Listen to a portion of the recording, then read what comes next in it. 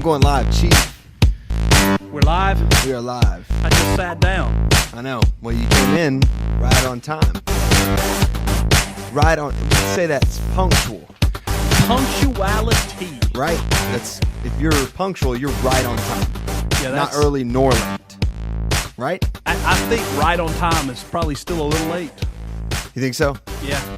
I mean, just by sheer definition, just By definition, yes. punctual is right on time. Right on time. Well, you made it. I made it to the facility 2 minutes early. Yeah, you did. Hey, everybody. Welcome back to the podcast we haven't done in 2 weeks. Has it been 2 weeks? Yeah, we didn't do one last week. But we did one the week before. Right, so that's 2 weeks. Yeah, you're right. Mm-hmm. And then the week before that, we didn't do one. So it's been kind of a dry month for us. Yeah, it has. Just half the shows. I know. Half the news. Half the commentary. Yes. But no less eventful. No. I mean, lots going on. I'm not reading news still, but... Right. But there's lots going on in the world, but there's lots going on just around here as well. Do you want to explain why you were so punctual today? Not really. No, I think that's good entertainment. Okay, so I'm sitting at my desk. My Yep. mother-in-law texts me a picture that says, "Look what's in my yard." This is like an hour ago? Yeah, 3:00. Yeah. So I pull up the picture, and there is a picture of a wild pig, Yeah. and it's standing in her yard. Mm-hmm. So, and listen, it absolutely demolished her yard. This tiny little pig. I mean, it's rooting things up. So I go, I go over there, and she's standing out in the yard with it. Mm-hmm. My grandmother-in-law is now in on the hunt. Yes. And so I get there, and I start the wild pig chase. And we're herding this pig. And I mean, I'm running, I'm sprinting. Yeah. I mean, I'm sliding my feet just like I'm playing point guard in basketball. Oh, that's hilarious. So all the way up the hill. Yeah. Clay, you can visualize. Yeah, what yeah. I'm talking about. It was almost on the front porch of my mother-in-law's house. Okay. So all the way up the hill, all the way to the front yard, Yeah. all the way back and inside the fence. Okay. But the fence has holes in it. Oh. It's not a complete fence. There's a little fence that is secure. Okay.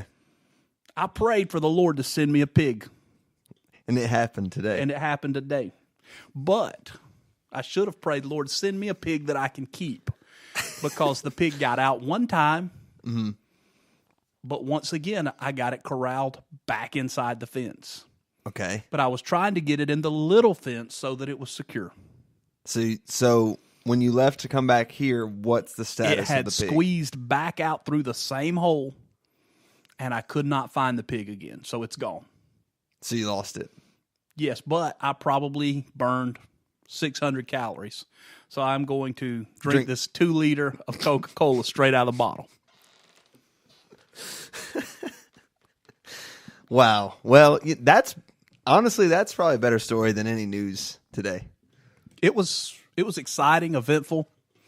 So what you said to me before we started If you would, I think what we can do is probably by tomorrow we can have at least a photograph, if not a small video clip of me chasing the pig to post posted on our Instagram. Okay, so there you go. You can check us out on the socials at Third Podcast. We will try to have a video of Chief chasing the pig. Yes. I wish you would have caught it, man. I'm sorry. If you'd gone with me, I would now be in possession of a wild pig. Yeah. Which is not completely legal, by the way. Is it partially legal? Can something be partially legal? Well, okay, it was damaging property, which gives you the right to remove it.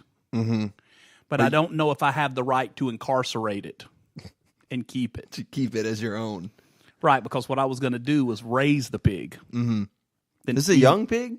Oh, yeah, he's probably 20 pounds. So very fleet-footed, by the way. More fleet-footed than you. And at one point, I was feeding it a banana, and I got within 2 feet of the pig. I could outrun the pig, but when I would bend down to pick the pig up, I had to slow down to bend down, and the pig would gain distance on me. Oh, I see. So anyway, let's move on from the pig It's a little story. more nimble, huh? Yeah. That is hilarious. Yeah, so I got a wild range of stories today. Yeah, and I just got something I want to talk about. It's not a story, but just something that came up in conversation. Okay, well, something that we can talk about and just pose an idea that I would like for our listeners to weigh in on. Okay, let's go through a couple stories. Maybe it'll naturally come up. Is that possible? Oh, yeah, it's possible. Okay, so I got a wide range today. I've got some serious stories. Yeah. I got some thought-provoking stories, and I got some just general ridiculous madness that gets reported. Let's start with ridiculous madness. Something ridiculous? Okay. Can do. So you're a farmer. My heart's beating so fast. I know. Probably chugging Coca-Cola is not the best move. But anyway, you're a farmer, right? Yes, I am. You consider yourself part of the fabric of this nation as a farmer. I consider myself a suburban survivalist. So, I know I showed you a photo last week about an egg, a chicken egg. Yes. With the weird knot on top. Yes. Well, now, in Australia, they found this giant egg that had a smaller egg inside it. Oh, my goodness. Have you ever seen that? No, I've not seen that. Did it also have an additional yolk? Yes. Okay, so the big egg is probably like, they have a picture of it in somebody's hand, and it's big like an ostrich egg, almost. Maybe not quite that big, but it fills up this person's hand. And it came out of a chicken? Came out of a chicken. Did it kill the chicken? I don't think so. So it's a big, giant, hand-sized chicken egg. Mm-hmm. They cracked it open, and a regular-sized yolk came out with some egg whites. Yeah, I see that. Yeah. And then a normal-sized chicken egg inside the big egg. Did they crack the other egg? Somebody said don't crack the other egg because it's one of those weird, like an omen. Like you're not supposed to crack the other egg. I would fry that puppy. That poor chicken. I know, right? Said it was laid by a free range hen, and they cracked it open because they were like, "Wow, this is huge." See, there's the hand for scale. Oh wow, yeah. Right, so they're clutching it. It's like a full hand full of egg. So you know how like when you cook the chicken inside the duck inside the turkey. Mm-hmm. Turducken. Yeah. Is that a egg-eggin? I guess. Egg. Egg. Gegeg. Gegeg. Gegeg. I don't know what you would call it. Yeah, that's pretty amazing. Isn't it? Yeah, I mean, if you could see this picture, if our audience could see the picture, it is a pretty large egg for a normal size hen. Yeah. Oh, no, yeah. It's pretty big deal. To evacuate. Here, let me tweet it out. Why don't I tweet it out? So that you can see it. If you're following us at Third Podcast on Twitter, you will get this Twitter moment in your feed right now. You never see anything like that, Chief? In your chickens? What's your chickens doing? They laying 2 eggs at once? No. Why not? No. You don't feed them the right stuff? I have, I just have, your basic monotonous chicken. They just go through the same monotony every day. Just regular old chicken. Regular old chicken things. Now you got to get some from Australia. I think that might be the key. Speaking of Australia, yes, I got another story from Australia. Okay. From Western Australia. Come on now. The oldest known message in a bottle was found. Yep. On a Western Australia beach, 132 years after being tossed overboard. Did they date it? It looks like... Did they date the message? Yeah. It looks like the message was dated June 12th, 1886. And it was thrown overboard from the German sailing bark Paula, 950 kilometers off the Western Australia coast. Huh. Interesting, right? Yeah. Apparently, it was part of... there were a bunch of bottles thrown overboard from German ships. And the captain would write the date on those, and so they know it's like a common thing. But this is the oldest one they've ever found. Okay. On the back, messages ask the finder to write when and where the bottle had been found and to return it, either to the German Naval Observatory in Hamburg or the nearest German consulate. Interesting, right? So it's just an experiment. Mm-hmm. It didn't say, help, send food. No, I think it was like kind of like a scavenger hunt. Like it had coordinates and stuff. That's kind of boring. Isn't it? I mean, it's exciting, but also boring because, it's supposed to have like a love letter or something. Nope. Just a date. The date.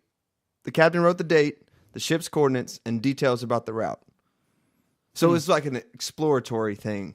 Yeah. I guess they were still kind of discovering the world then. In the 1800s? I don't know. I felt the world was pretty big then. Yeah. I don't really know my German or Australian history well enough to know what was happening.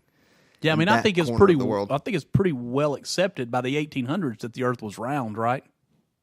Yeah, I would think so. It was a 19th century gin bottle, and the form was written on cheaply made 19th century paper. Well, there you go. Captain drank gin. That we know for sure. Was he drinking gin while he wrote the letter piloting the boat?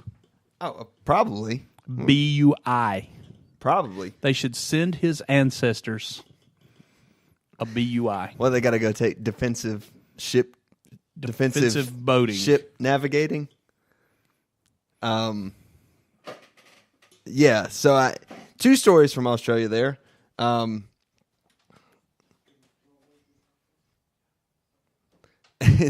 Everything okay?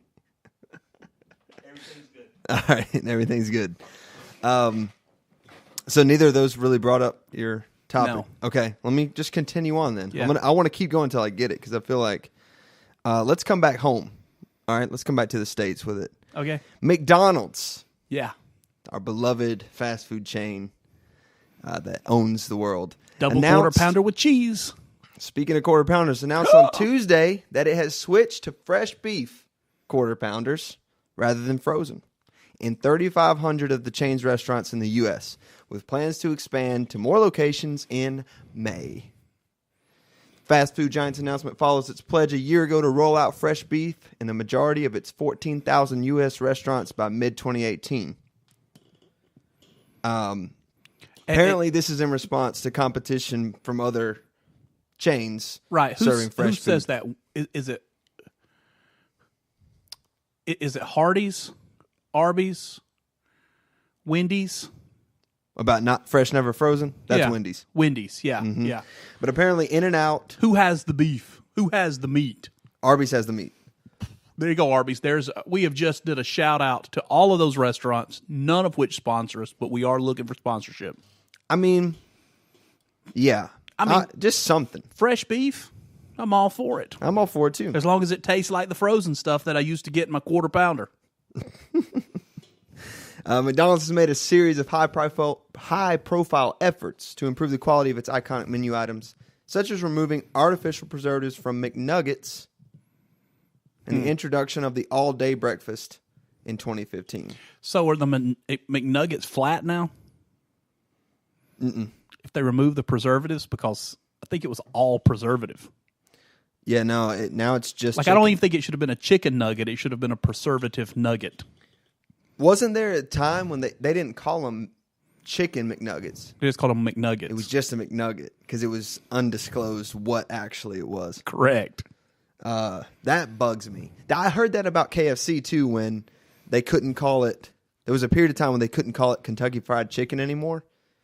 It just had to be called KFC because there was some questionable chicken producing that they were like genetically growing these chickens with 4 legs. Yeah, and they don't have any feathers, and they're like made in a lab and something weird. So yes, apparently that's been resolved. Right. And so now you can call it Kentucky Fried Chicken again. Right. But for a period of time. They were growing some kind of mutated chicken with 4 legs. Yeah. That disturbs me. Oh, yeah. I mean, but not on like a humane level. I don't want to eat that. Yeah, but let's just examine the idea here. Let's do it. fresh, I don't go to McDonald's because I think it is the most nutritious, healthiest option. Mm-hmm. I don't know that I'm going to eat more McDonald's because the meat is fresh and there's no preservatives in a nugget. I go to McDonald's because I want that fast food taste. Yeah. It is the preservatives that draw me to McDonald's, probably. Well, okay. I don't eat much McDonald's, but I do eat a fair amount of Taco Bell. Now listen, I kill Taco Bell. Mm-hmm. I haven't been to McDonald's in a while. Yeah, I love Taco Bell because But now, if McDonald's would send us some food, this would be great. If they would send us some of the old frozen patties, an old quarter pounder, and a new quarter pounder, both with cheese because it's just miserable without it. Right.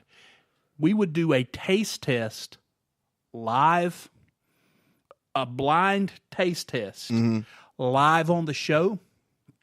And I will make the guarantee that if they bring those and they bring fries and they bring drinks and they bring some apple pie, that I will make sure the taste test skews the way they want it to skew. So there you go, McDonald's. We are offering you free promotion, free marketing that is totally biased to whatever you would like. We just want the sponsor. We just want the quarter pounders. That's all we want. Right, because, you see the commercials, the blind taste test? Yeah. And it looks like everybody's choosing the right person. They just Oh, yeah, like the Chevy commercial where they choose the Chevy over the something else. That's they just don't more put expensive. the people that don't choose it What on about TV. a double blind test? Double blind taste What does test. that even mean? I have no idea. How do you do a double blind I experiment? don't know. Look it up. I am. But speaking of McDonald's, too, they're apparently phasing out. I saw this a couple weeks ago. That they are phasing out the styrofoam cups, and they're going to all post-consumer recycled. I think that's a cups good and idea. packaging. I think that's a good idea. Yeah, styrofoam apparently never goes away. It's impossible to destroy unless you burn it, and then you're releasing chemicals Into the atmosphere. which is not a better. The ozone. Yeah, which is not a better option, really. My dad was pretty upset about that. That they were doing away with styrofoam? Because he really likes the fact that styrofoam keeps it cold. It kind of insulates the ice in the drink better. Well, to me, I enjoy the taste of things out of styrofoam. Again, probably the chemicals Yep. that are polluting my Mountain Dew. Yeah. But I like a good Mountain Dew, cold, no ice, Yes. out of a styrofoam cup. Preferably plain white styrofoam. You don't like designs on it? No, Does that make it taste different to you? probably not, but I just like the plain white styrofoam. All right, so a double blind experiment. I'm going to read you the definition. Testing procedure designed to eliminate biased results, which the identity of those receiving a test treatment is concealed from both the administrators and the subject until after the study is completed. Oh, so they can't say, choose the one you like the best. Because the person administering the test doesn't know. Right. So they can't give some subliminal, subtle cue. Right, so you Like, do you want to choose A or B? A or B? Right. You can't say, do you want to choose the new fresh quarter pounder or the old frozen quarter pounder? Right. That would mess. I see. So we'd have to do a double blind for it to be right. Correct. I thought we might have to both blindfold up and then the administrator blindfold as well. And then he tries to put it in our mouth. Now that would be something video In the worthy dark. right there. In the dark. Yes. Yes. Listen, I'm telling you, man, I'm completely lightheaded from chasing that pig. Well, you exerted yourself. So you did a lot more than you probably should have done. I'm sorry I didn't come with you. I had to get ready for the show. It's your fault. It's not mine. I'm not the owner of a pig. It's not really my fault. No, it is. I I don't see any way around that. It is your fault. Get this. Got it. Okay. Getting it. Just going to deflect that it's not my fault. So, you know how we were talking about the autonomous car thing? Do you remember that? You said you didn't like that idea. Autonomous. Yeah, where the car drives itself. Oh, yeah. Remember I told you we're going to that, and you were like, nah, I don't want that. Mm-hmm. All right, so 2 incidents of humans attacking autonomous cars were reported in San Francisco, California. Right? So companies testing autonomous cars on California roads are required to file reports on all accidents to the state DMV. And 2 out of the 6 submitted so far this year, 2018, involve people attacking the cars. Why? The first altercation took place on the night of January 2nd, where a GM Cruise vehicle was waiting at a crosswalk for pedestrians to cross. There's no one in the vehicle. Right. Okay? No one driving this vehicle. When a shouting man came from a different direction against a do not walk sign and threw himself into the car, damaging the rear light. The attacker's identity and motives remain unknown. So this dude just straight up shoulder tackled, just drove himself, his body, not his car, his body into a car that did not have a driver. I bet he was going to say that the car backed into him. Well, I mean, apparently it didn't work because they have the story this way. The car probably has a camera. Yeah, I'm sure it does. Tons of cameras, sensors, and everything. Second incident followed on January 28th when another GM Cruise vehicle. 26 days later. Mm-hmm. Could be important. Wasn't that a movie? That was 28 days later. It was a movie. Maybe. Another GM Cruise vehicle was stopped in traffic behind a taxi, and its driver got out of his car and walked over and slapped the front passenger window, causing a scratch, according to the official report. There was no contact between the vehicles and no suggested cause for the assault noted. So a taxi driver notices that there's an unmanned vehicle behind him, stops at the stoplight, gets out, and strikes the car on the window. But there's nobody in the car. Isn't that weird? And it's not like the car bumped him or anything. I tell you what's weird. That we have...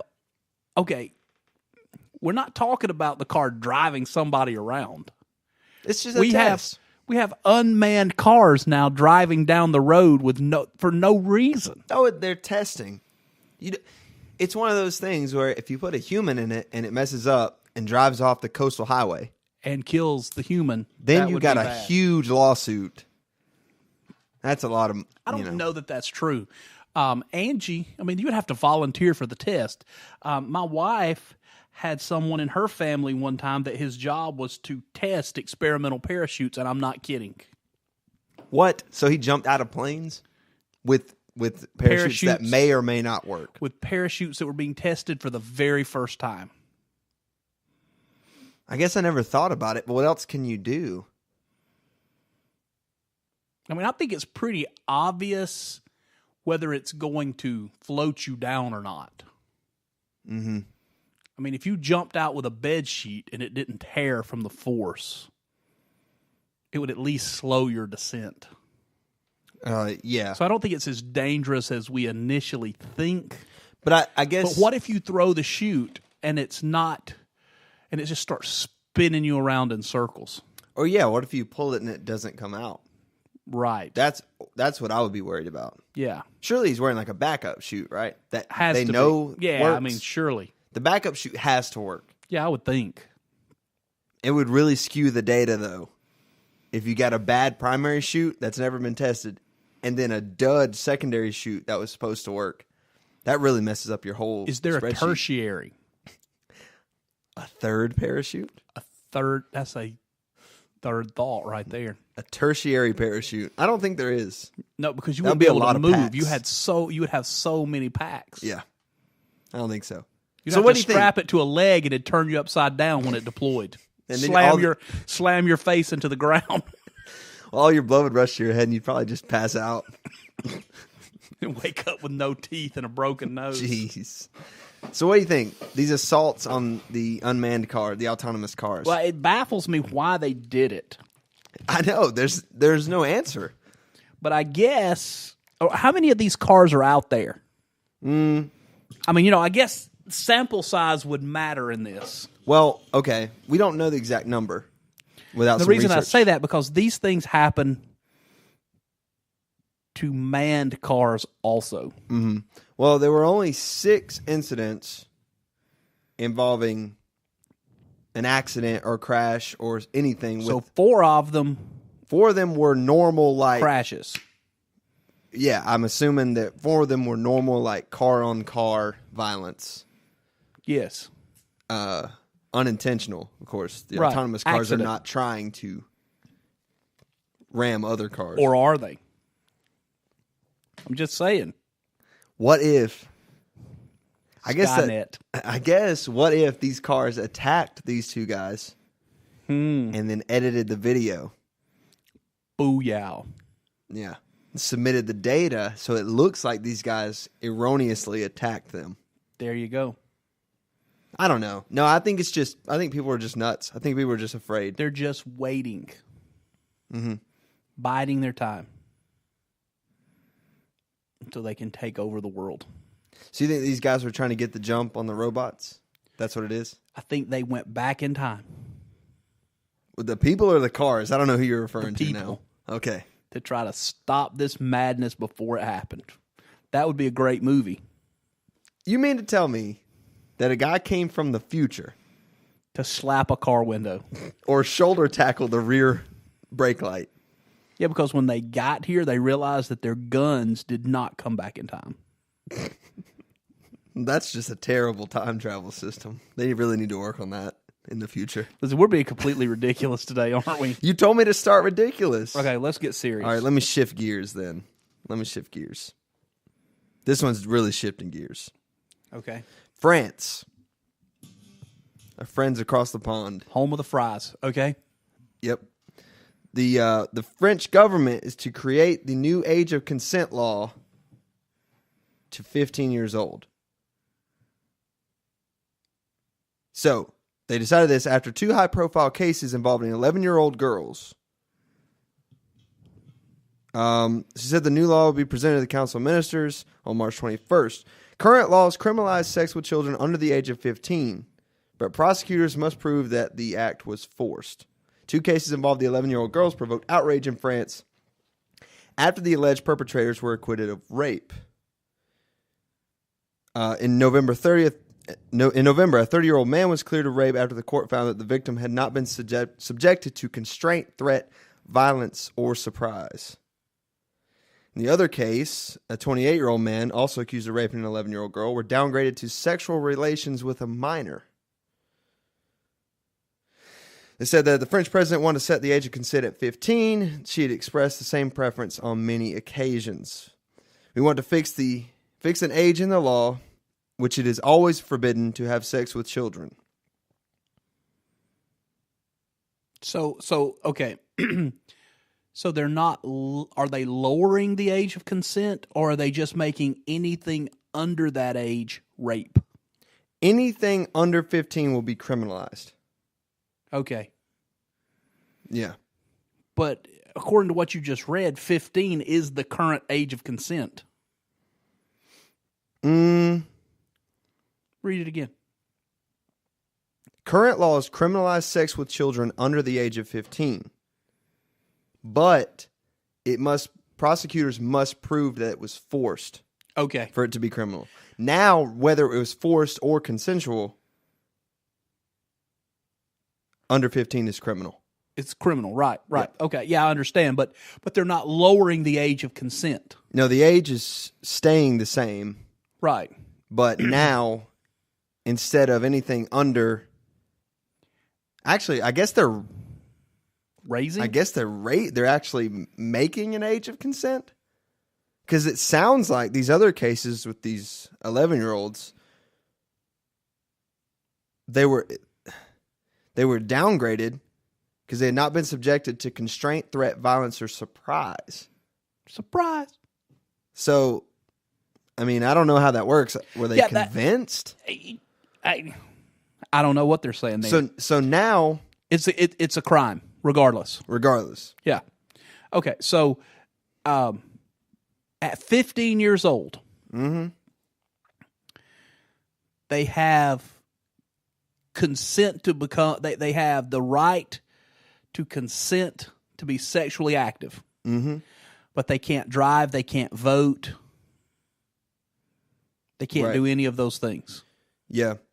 Oh, here's the quote.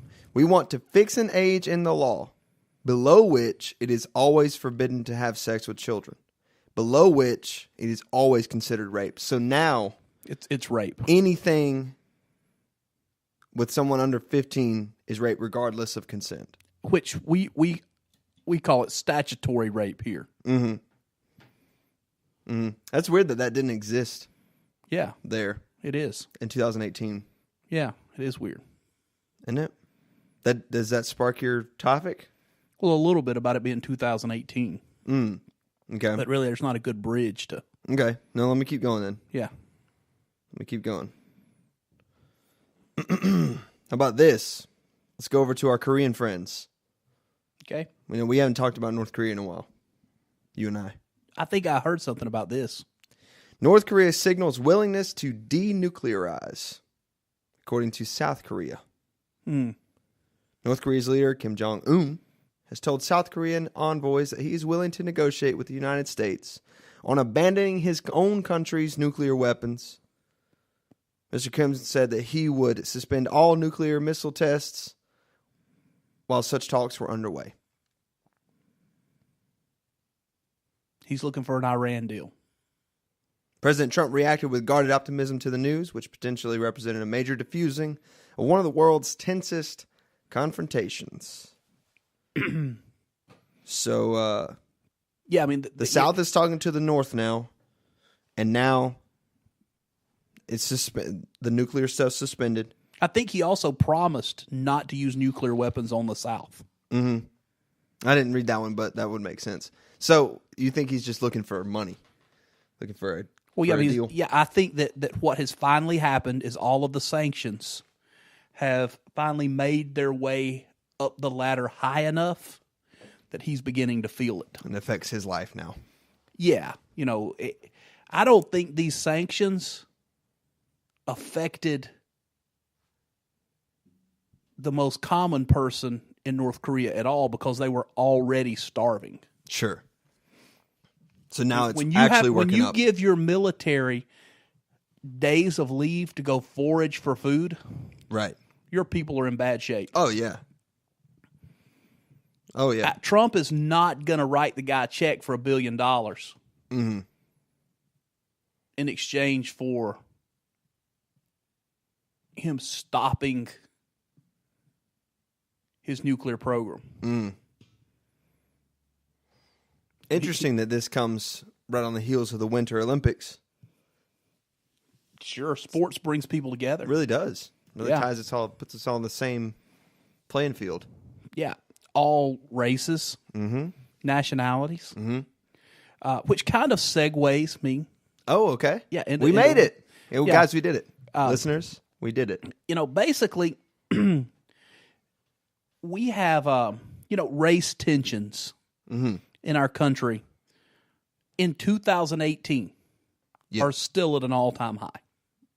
Sure. I mean, it's just pressurized. And I began to think, and had a friend of mine, a pastor, and we began to talk about multicultural churches. Yeah. Because we both pastor relatively multicultural churches. Yeah. Although they don't look alike. His church is around 50% white, 50% African American, with a few Spanish people sprinkled in. Hispanic people. What did I say? Spanish. Hispanic people. Yeah, his Spanish speaking. Spanish. Okay. Yeah, Hispanic people. Latino people. I'm not sure what the offensive word is. Because I just have such a love for the Hispanic people that I don't think about. Sure. No, I get it. Yeah, right. Okay. Tracking. So, because I normally call them by first name. Yeah, sure. Yeah. So, our church our Sunday morning service, not counting our 3:00 service, which is entirely Hispanic, is wouldn't you say probably around 30 to 35% Hispanic? Probably so, yeah. Yeah. White with some African American sprinkled in. So we start thinking, and he's part of a prayer group, and the major thrust of that prayer group is racial reconciliation. Okay. Mostly between the African American pastors and white pastors. Okay. Okay? In 2018, we're still having that debate. We feel some of that tension here as well. A little bit of that tension here.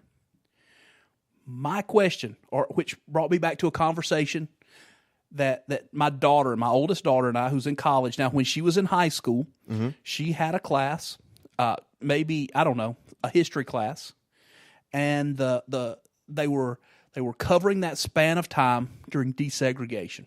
Yeah. The way the professor explained it is there used to be schools that African American kids went to, schools that white kids went to. There was no crossover. And then they integrated those schools. So someone raised their hand in the class, and they said, well, if there was a school that the white people went to and a school that the black people went to, where did the Spanish people and the Asian people go to school? The professor's response to that was, well, they weren't here. There wasn't a large enough population of Spanish and Asian people here to factor into that whole desegregation movement. Okay. Okay? So that was in the 60s. Yeah. Okay? Yeah. Now we're in almost 2020. Yep. The population boom of the Hispanic people is only 20 to 25 years old. Yeah. Maybe 30 years old. Racial tensions are still at an all-time high between white and black. Our country basically fought a civil war over the issue. There were some other issues involved, but they basically fought a war. And it's still that tense. It was an utter failure. We failed an entire race. Our country failed an entire race of people. Yeah. I don't care how you look at it. There's going to be some people that won't agree with that, but I mean, you have the right to be wrong in America if you want to be. We're at the beginning of the same thing. The rhetoric that's being used, the identification of a group of people as bad because there are a few bad people. Yes. Are we going to fail another entire race of people when we have an opportunity? So, for clarity, you're talking about the current immigration issues. The current immigration issues, Sure. yes. Or are we going to move past? Listen, I'm not even going to call it racism. I could. Prejudice. Okay. A fear, an insecurity of being exposed to something different, a prejudice. Are we going to step across our insecurities and learn from our past mistakes? Or are we going to continue to compound the issue by adding layer after layer of racial tension to our country when all we have to do is learn from the mistakes of the past? And I think what we're doing now is even worse. Now, I know there's a legal versus illegal issue that comes into play here. Sure. And all of those things too. It's definitely complex. But let me tell you something. We're not deporting people to England. Right. We're not deporting people to Switzerland. Right. Or Sweden or Canada. We're deporting people that look different. Yeah. That saddens me. Are we at the beginning of an entirely new racial tension that could end up like the other, Yeah. with war and tension and hate and all. Do you understand what I'm trying to say? I'm with you. Yeah. So where are we at historically? At the same point with the tension between white and black, where are we at with white and Hispanic? Historically, where are we plotted on that same timeline? Do you understand what I'm asking? Yes. And can we go back to that point and see errors that were made and fix those errors? Or are we going to continue to try to live in a white-dominated America that is no longer dominated by white people? Yeah. Our government is, for the most part. But the population of our country is not. Oh, no, it's totally different. It's very diverse. When are we going to wake up as a group of people and say, hey, you know what? There's a reason people want to come here. There's a reason people want to be here, because there is great opportunity. In America's worst day, there's more opportunity than in most of these countries' best day. Yep. I agree. And if my skin was a little darker and I was born a lot further south, I would do everything I could to get here to better the opportunity for my children. Yeah. And we make it sound like every person that's here and they don't have papers to be here is some kind of hardened criminal, when a lot of them have tried to go through the channels, but the bureaucracy is so bogged down and so dense that you can't go through the channels. Yeah. I just don't want us to end up in the same place. I don't want my grandchildren to be asking those same questions. I don't want the church to fail. I don't want our government to fail. I don't want people to look back 50 years from now, like we look back to the 60s, and say, wow, you know what? If only we had done things differently, people wouldn't hate each other the way they hate each other. Can we, what do you think? Can we take the steps necessary to make sure that this racial divide doesn't become like the other? Well, I wonder because, and I'm sure there was lots of this in the 60s, and I'm sure there was lots of this in the 1860s. It's funny that we're getting around, just a quick aside, it's funny that we're getting around to the point where it's about to be 2020, and we're going to have to figure out what we're referring to when we say the 20s. Wow. Isn't that weird? Yeah. But anyway, yeah, I wonder the selfishness. I think we see, I see, at least I observe the selfishness of our government in a lot of ways. And I don't mean a particular position. I just mean the government as a whole. That there's a lot of everything's so popularity based, and so do you like me enough? Would you fund my campaign?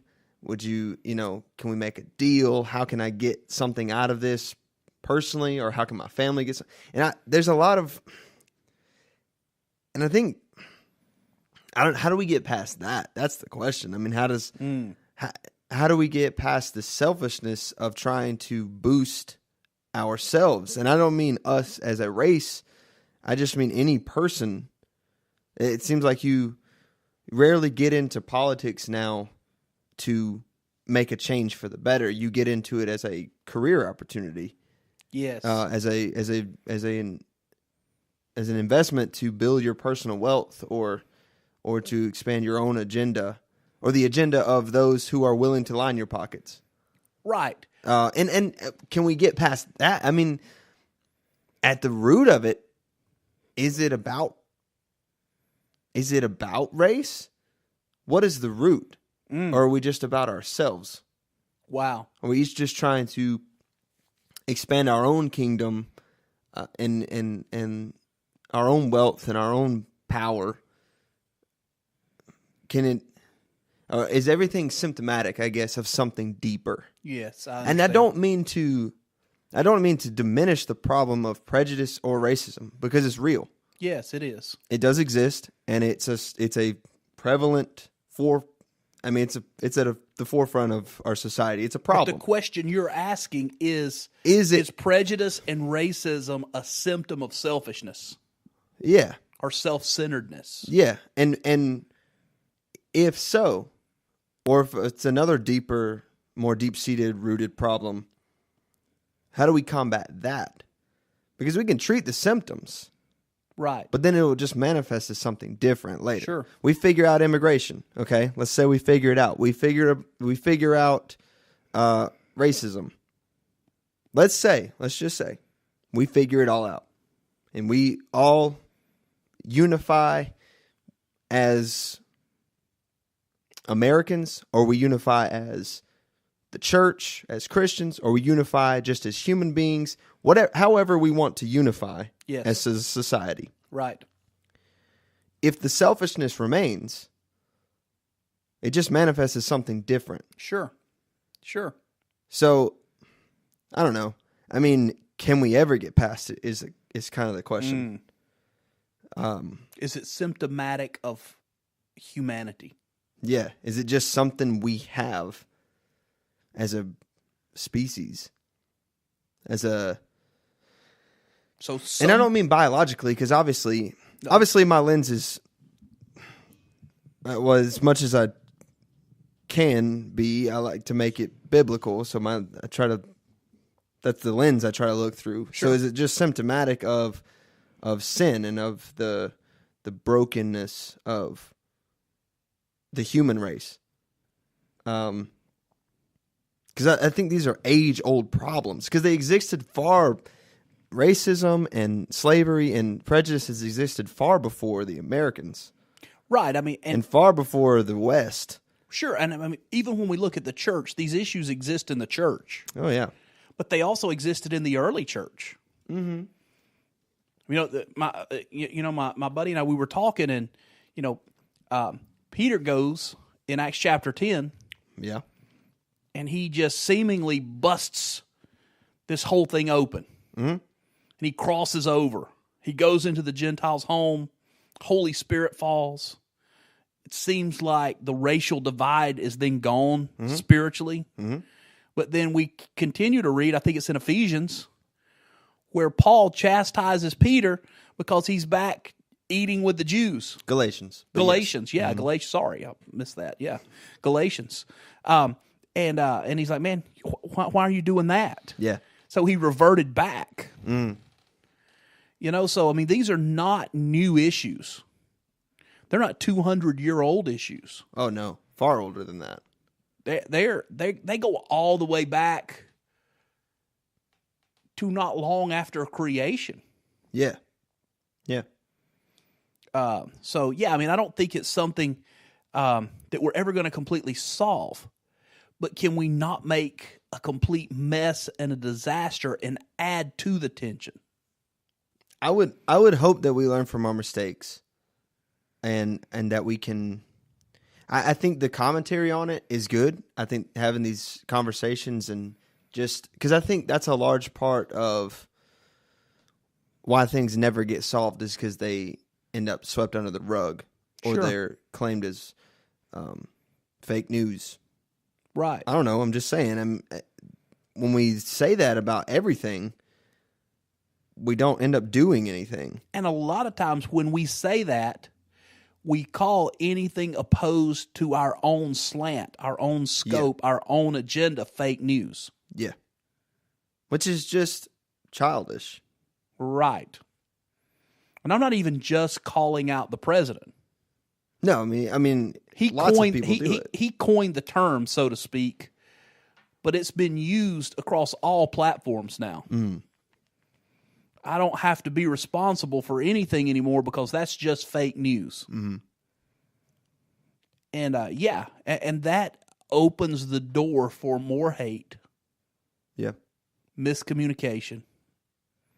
I wish that our listeners, they would actually sit down and have a conversation with someone of a different race. I don't mean, hey, how you doing? Mm-hmm. But what's going on now politically, what's going on now in our country, how is that really affecting you? Sit down and find out that somebody's uncle just got deported, Yeah. and they were taking care of 6 kids. Yeah. Only 2 of them were theirs because they were taking care of their friend's kids. Then their friend got deported. Yeah. And now all of those kids are living in the single wide trailer of the person you're talking to, and they're taking care of them because they're so family centric and they love people and want to take care of people so much. And the current immigration rules have now made it impossible for them to make it financially. Yeah. Have those conversations that I have every day, not because I'm a pastor, but because I care enough just to talk to people that don't look like me. Well, yeah, and I think that's the key to it all, really. If we just an attempt. Where are the forums for open dialogue? Just an attempt to understand someone else's story. Like, can we have that? Can we do that here? On this show? Yeah. Yeah. We do anything we want on this think show. we can bring in a couple of guests? Mm-hmm. Someone from the African American community, Sure. someone from the Hispanic community, Sure. and have open dialogue about what's happening in America. Yeah, man, why not? It's our show. It's our show. We do what we want to, right? You don't have to Exactly. listen if you don't want to listen. Mm-hmm. It's not our fault. You want to stay ignorant. Just Hey, if you listen to Third Thoughts, we really appreciate you. We know we're kind of all over the place. We do appreciate you, even though you have not gone to the Patreon. But we're not in it for that. We're not in this for the income. We're in it for the outcome. Ooh. Yikes. Do you want me to throw some more cliches out? It's not about us. It's about the team. It's about the fans. It really is. It's all about the fans. We got some loyal fans. We got we're just taking it one day at a time. That's all it is. Just taking it one day at a time. If you're listening, you know how it's going to be. You know it's going to start somewhere wild. It's going to get serious, and then it's going to end up wild again. Yeah, so wild me up. I'm going to wild you right up. And just so everyone knows, because I know you're concerned, I've only drank 1 liter of this 2-liter Coca-Cola. And we're almost at the end of the show, so I don't think you're going to make it. Is that a challenge? Yes, it is always a challenge. Oh, geez. Don't do it in one gulp. That's a lot of Coke. Cola. Can't do it. That looked painful, actually. Listen to this. So speaking of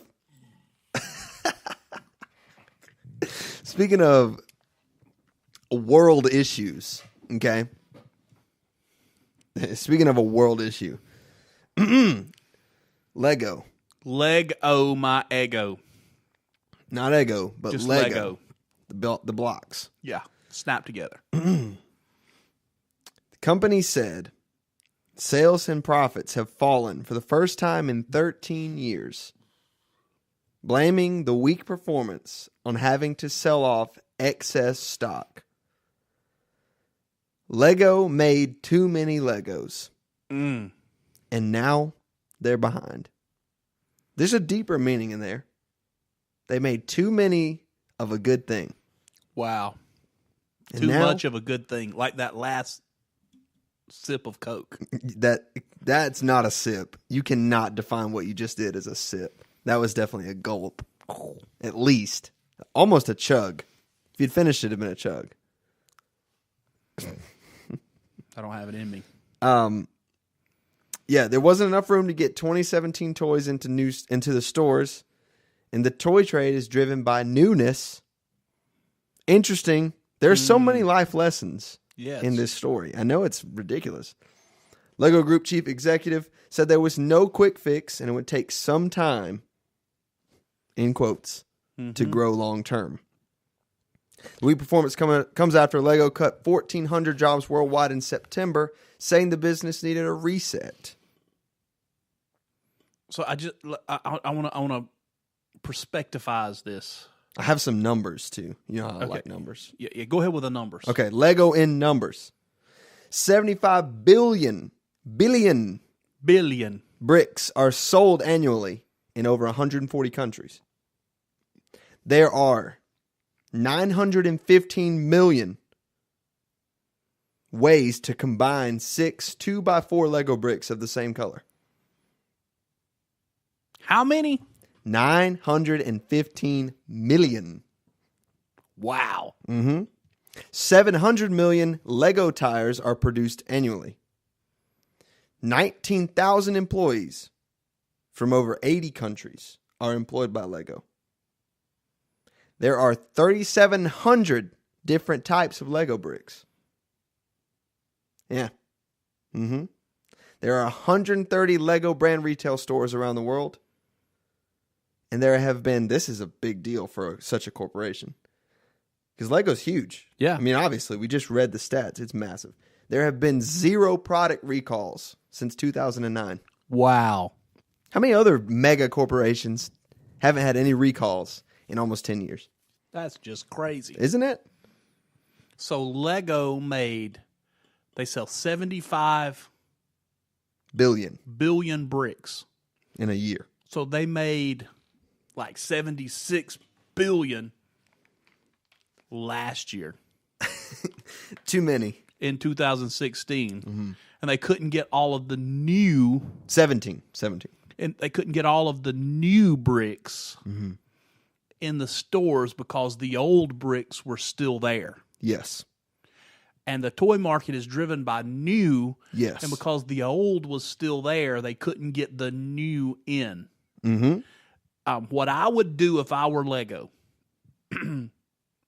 just incredible marketing strategy. I would print red stars outlined in gold that say new and improved. And I would stick them on all the old boxes. Have you ever walked through the grocery store? I actually did this. Recently? Well, I do it often. But I've actually I think I've taught this to our leadership team. Okay. Because new creates momentum. Yeah. Oh, yeah. Always. Yeah. One way or the other, new always creates momentum. Either good or bad. Correct. So here's the deal. I was walking through, and I noticed that lots of things were new or new and improved. And then I went down the aisle that has the toilet paper. Okay. And what really got my wheels turning was on this toilet paper package, it said new and improved. Yeah. How much can you improve toilet paper? That's a good question. It all does the same job. Yeah. There is difference in quality of toilet paper. You have to admit. Yes, but new and improved toilet paper. So then that really got me exploring. So I went down where they sell the automotive products in the grocery store. Yeah, like they sell motor oil and Arm & Hammer. Not Arm & Hammer. Armor All. Armor All. And Armor All is the exact product I want to talk about. Okay, cool. The bottle said, Yep. new and improved, original formula.